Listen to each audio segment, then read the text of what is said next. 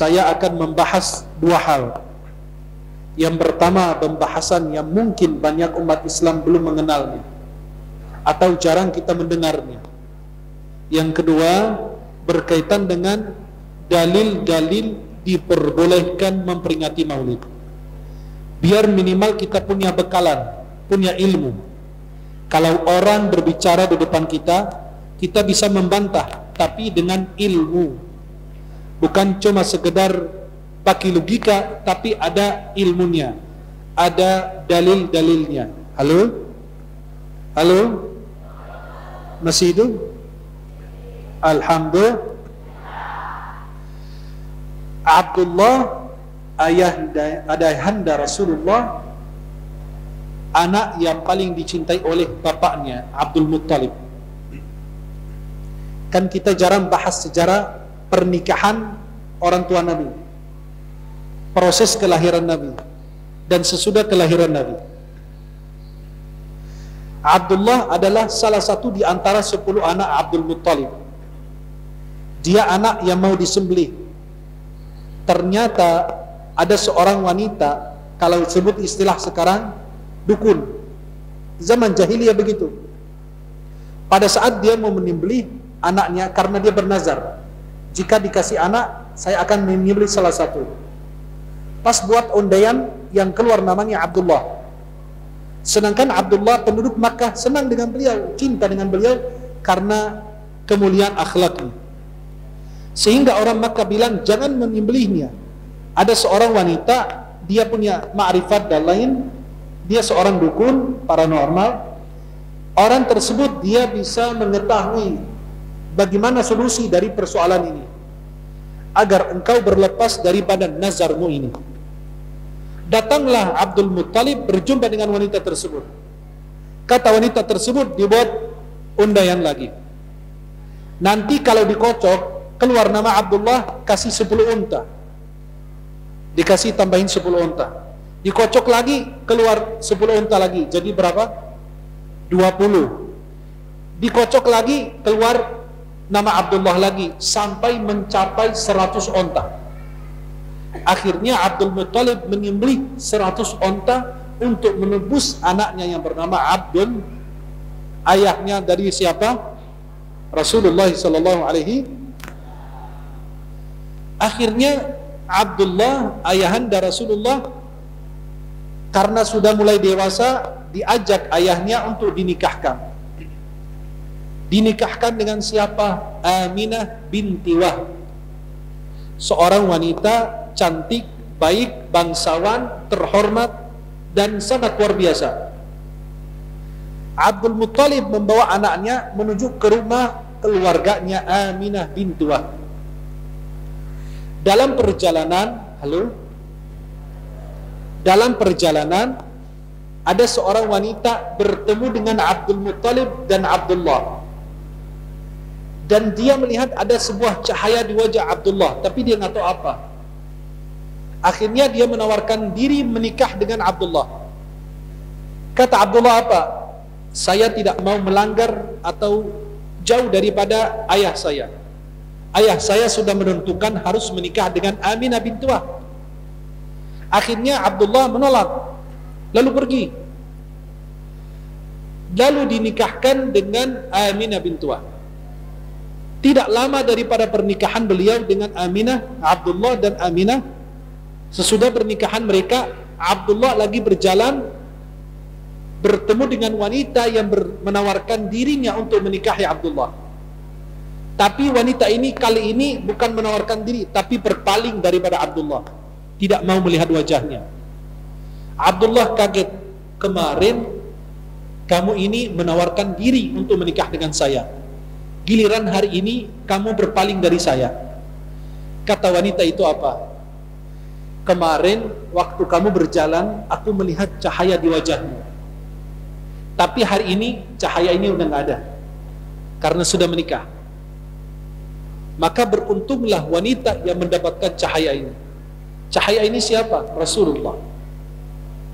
Kemudian tidak lama Aminah binti Wahb hamil. Nabi masih dalam kandungan, Dan Aminah sedang hamil, Nabi pergi, Abdullah ayahnya Rasulullah pergi ke Abwa atau perjalanan ke Syam. Akhirnya beliau ini meninggal dalam perjalanan pulang ke tempat namanya Al-Abwa antara Makkah dan Madinah. Pada saat meninggal Abdullah di situ, beliau dikubur di situ. Aminah masih hamil Rasulullah. Dikatakan 2 bulan, 4 bulan dan seterusnya. Tapi Rasulullah pada saat itu belum lahir. Ayahnya Nabi wafat, sedangkan Rasulullah masih di dalam rahim ibunya. Berarti Rasulullah itu anaknya yatim sallallahu alaihi. Kemudian Aminah melahirkan. Biasanya wanita ketika melahirkan menghadapi kematian. Betul? Sampai Allah kalau kasih pilihan, kamu yang hidup atau anakmu yang hidup, dia kadang-kadang milih dia yang meninggal, anaknya hidup. Maka ada seorang wanita ketika melahirkan, dia meninggal dunia, anaknya hidup. Dan sebaliknya, dia hidup, anaknya meninggal. Kemudian Aminah bintu Wahb pada saat melahirkan Rasulullah sallallahu alaihi, beliau tidak merasakan sakitnya sebagaimana wanita ketika melahirkan. Dan dia melihat di dalam mimpi ada cahaya keluar dari beliau sampai bersinar di istana-istana Kisra dan seterusnya. Tempat-tempat di negeri Syam itu pada bersinar semua. Kayak ada keluar cahaya dari beliau, bersinar semua langit ini. Itu siapa yang dimaksud? Rasulullah sallallahu alaihi. Rasulullah lahir, ulama masih berdebatkan, Nabi lahir dalam keadaan sudah disunat apa belum? Menurut sebagian besar ulama bahwa Nabi itu disunat pada hari ke-7 lahirnya. Karena kalau Nabi lahir dalam keadaan sunat itu bukan keistimewaan. Ada sebagian anak lahir kayak udah disunat, tidak perlu disunat lagi. Dan ini bukan keistimewaan untuk Nabi. Tapi sebagian ulama mengatakan wulida makhtunan maqtu'as surra. Nabi itu lahir dalam keadaan dikhitan. Kemudian Rasulullah SAW ketika lahir, yang pertama menyusui Rasulullah siapa? Ibu susunya. Halo? Siapa ibu susunya Rasulullah? Hah? Bukan. Ibu susu Rasulullah pertama ibunya sendiri. Kan lahiran, kan ibunya meninggal. Rasulullah usia 6 tahun. Ibu susu Rasulullah pertama yang menyusui Nabi ibunya sendiri. Kemudian berikutnya Thuwaibah al-Aslamiyah. Yang ketiga baru Halimatus Sa'diyah. Akhirnya Thuwaibah al-Aslamiyah, pelayannya Abu Lahab, paman Rasulullah, dia datang ke Abu Lahab menyampaikan kabar gembira bahwa Muhammad lahir. Kan pelayannya Abu Lahab namanya Thuwaibah al-Aslamiyah. Dia datang ke Abu Lahab bilang, ponakan kamu lahir. Atau disebut sepupu. Lahir, akhirnya dia bergembira, senang bahagia.